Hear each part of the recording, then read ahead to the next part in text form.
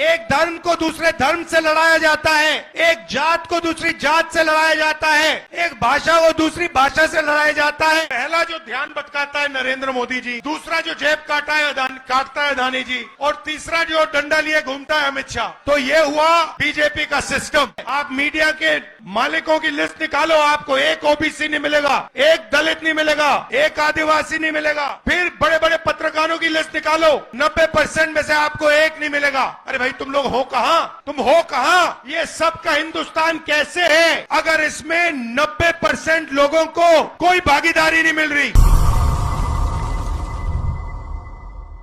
आपको कहा जाता है कि भाइयों और बहनों एक दूसरे से नफरत करो, एक धर्म को दूसरे धर्म से लड़ाया जाता है, एक जात को दूसरी जात से लड़ाया जाता है, एक भाषा को दूसरी भाषा से लड़ाया जाता है, और फिर जो आपका धन है 24 घंटा आपसे वो धन लूटा जाता है। मुझे बताओ हिंदुस्तान के एयरपोर्ट किसके हाथ में है? मुझे बताओ हिंदुस्तान के बड़े बड़े इंफ्रास्ट्रक्चर प्रोजेक्ट तो दिए जाते हैं, किसको दिए जाते हैं? मुझे बताओ हिमाचल के सेब किसके हाथ में जाते हैं? मुझे बताओ हिंदुस्तान के सबसे बड़े पोर्ट किसके हाथ में है? मुझे बताओ अग्निवीर योजना क्यों की गई? क्योंकि जो आपका रास्ता था, 90% का रास्ता था, उसको बंद करना था, और अदानी जी को जो कॉन्ट्रैक्ट, हथियार के कॉन्ट्रैक्ट देने थे, वो सारे के सारे इस सरकार ने दिए अदानी जी को। तो आपको जागरूक होना है। तो जाओ भैया, नाम क्या आपका? आयुष कौशिक जी हैं, नमस्कार करो जरा। अब बताओ मुझे एक बात, अभी बुलाएंगे। आयुष जी से नहीं पूछ रहा, मैं आपसे पूछ रहा हूं। आयुष जी जरा इधर देखिए। अब मान लो अगर हमें आयुष जी की जेब काटनी हो,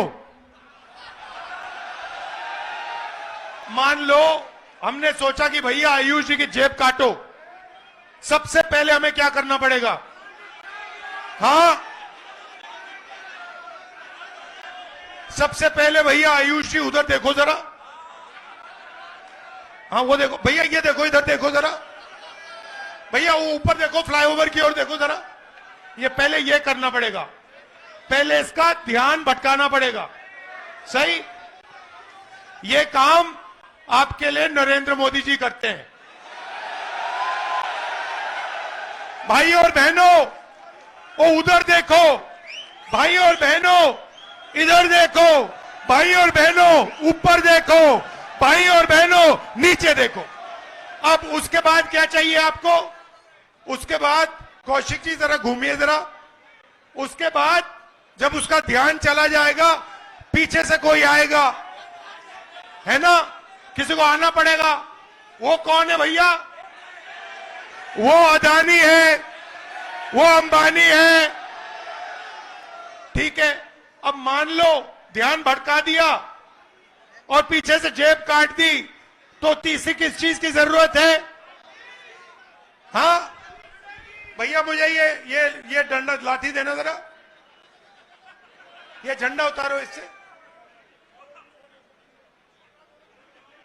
नहीं, इससे काम चलेगा, छोटा नहीं चाहिए, बड़ा चाहिए ये। और ये तो पहला जो ध्यान भटकाता है नरेंद्र मोदी जी, दूसरा जो जेब काटता है अदानी जी, और तीसरा जो डंडा लिए घूमता है अमित शाह। भैया तुम लोगों ने कुछ किया? जब ईडी आई, सीबीआई आए, इनकम टैक्स आई, पुलिस वाले आए, तो कुछ किया? तो फिर देखो कैसा डंडा लगता है। आयुष जी धन्यवाद आपका। तो ये हुआ बीजेपी का सिस्टम। मैं आपसे सवाल पूछना चाहता हूं, इस देश में पिछड़ों की कितनी आबादी है? 50% पिछड़े हैं। इस देश में माइनॉरिटी की कितनी आबादी है? 15% माइनॉरिटी है। इस देश में दलित कितने? दलित भाई 8% नहीं, 15%। और आदिवासी कितने? 8%। जोड़ के बताओ मुझे, 50 और 15 कितना हुआ? 65, 65 और 15 80, 80 और 8 88। भाई और बहनों, मैं आपसे पूछना चाहता हूं, ये जो 90% जनता है इस देश में, दलित, आदिवासी, पिछड़े, माइनॉरिटी, इनको इस देश में कितनी भागीदारी मिल रही है, ये सबसे बड़ा सवाल है। आप सबसे बड़ी कंपनियों की लिस्ट निकालो, 200 कंपनियां सबसे बड़ी वाली, उसमें 90% का एक मालिक मुझे दिखा दो। आपको एक मालिक 90% का नहीं मिलेगा। उसके बाद आप मैनेजमेंट टीम में की लिस्ट निकालो, उसमें आपको 90% का एक नहीं मिलेगा। फिर आप कहो ठीक है, 90% हिंदुस्तान की कंपनी का मालिक नहीं बनने चाहते। मैं नहीं कहता, मगर आपने मान लियो, कह दिया, तो फिर मैं आपसे पूछूंगा भैया ठीक है, 90% के मीडिया में कितने? मीडिया में कितने? एक नहीं है। आप मीडिया के मालिकों की लिस्ट निकालो, आपको एक ओबीसी नहीं मिलेगा, एक दलित नहीं मिलेगा, एक आदिवासी नहीं मिलेगा, एक गरीब जनरल कास्ट का नहीं मिलेगा, एक माइनॉरिटी नहीं मिलेगा। फिर बड़े बड़े पत्रकारों की लिस्ट निकालो, 90% में से आपको एक नहीं मिलेगा। फिर आप मुझसे कहोगे नहीं राहुल जी, 90% को ना मीडिया में भागीदारी चाहिए, ना हमें बड़ी कंपनियों में भागीदारी चाहिए। फिर मैं आपसे पूछूंगा ठीक है भैया बताओ, प्राइवेट अस्पतालों में आपके कितने लोग? एक भी नहीं। फिर पूछूंगा भैया ठीक है, प्राइवेट अस्पतालों में भागीदारी नहीं चाहिए, तो कॉलेज यूनिवर्सिटी में तुम्हारे कितने लोग? एक भी नहीं।